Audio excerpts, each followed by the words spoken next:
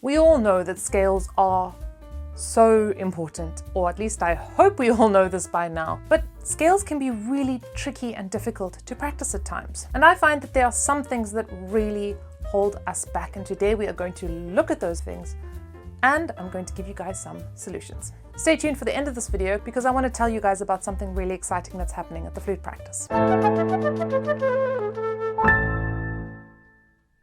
Number one, there are so many scales and it is difficult to know which ones you should be practicing at your level. And this is actually a mistake that I really commonly see flutists make, where they are trying to practice some of the keys that are just too difficult for them without having gone over and become really comfortable with the easier keys first. So, which keys should you start with?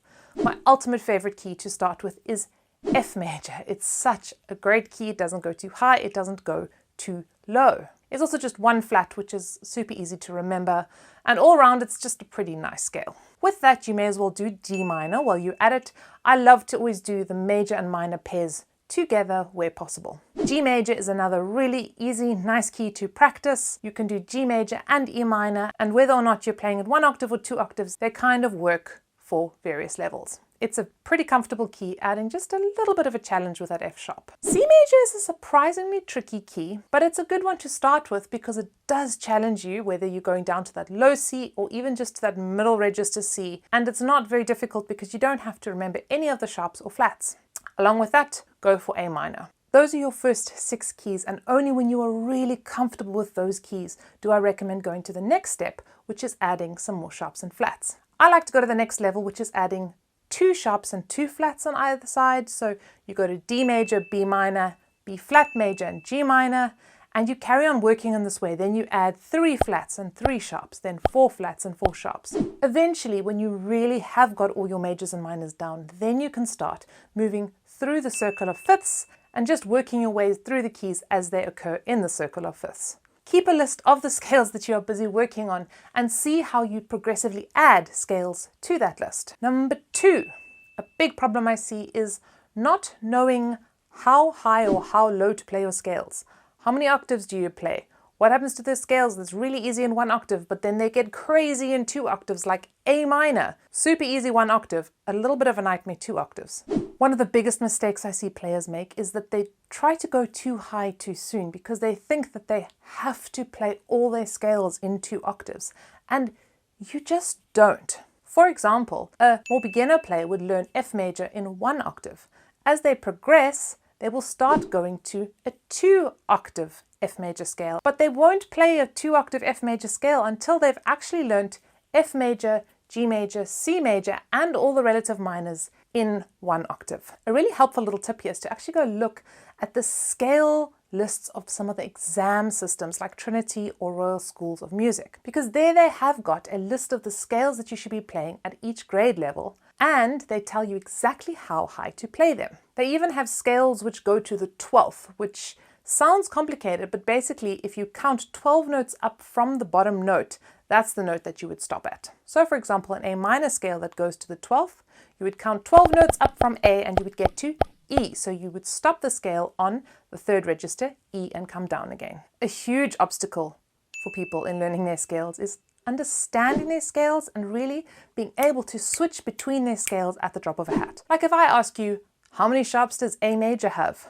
Would you be able to answer? Or if I said to you, what is the key signature of B minor? Ideally, what you should be able to do is immediately go, A major's got 3 sharps, it's got F sharp, C sharp, and G sharp in it. B minor, on the other hand, it's related to D major and it's got F sharp and C sharp. Now this seems overwhelming when you have no idea how this works, but for learning scales on the flute, it is really absolutely essential that you understand how your scales work. This actually helps you to memorize your scales as well, because if you understand the scale, you're not really memorizing it, you're working it out and are able to play it each time. If you are seriously confused about your scales, then I'm going to recommend go and check out our playlist. We made a playlist where we go through all the different scales and explain how they work.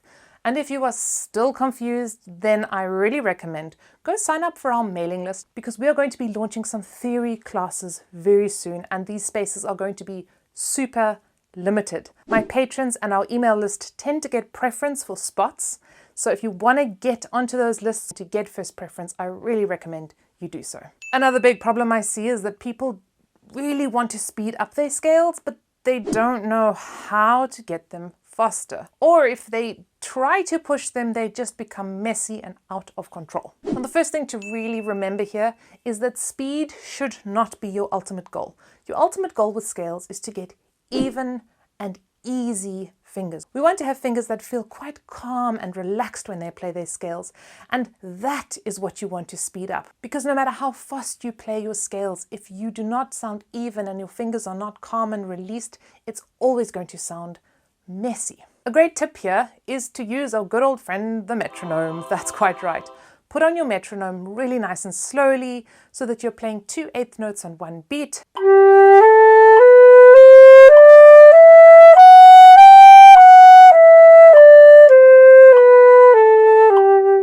And then slowly start inching up that metronome day by day. Perhaps in a week you might only get 5 beats per minute faster or 10 beats per minute faster, but slowly inch it up, and as soon as those fingers feel frantic, stressed and tense, you bring it right back down and go nice and slowly again. It's also going to really help you to look at your hand position, figure out what your fingers are doing, because no matter what you do, if your hands are tight and tense and in the kind of gridlock position, you are never going to be able to get that wonderful free and easy technique that you like. Number 5, and this one I think is quite a serious complaint, but scales for many people are quite honestly just boring. And I totally get you on this because they can be really boring, but I would argue that maybe you're practicing them wrong. Let me explain. If we are just practicing scales for the sake of practicing scales, yeah, they're pretty boring. Like, there's not much music happening there.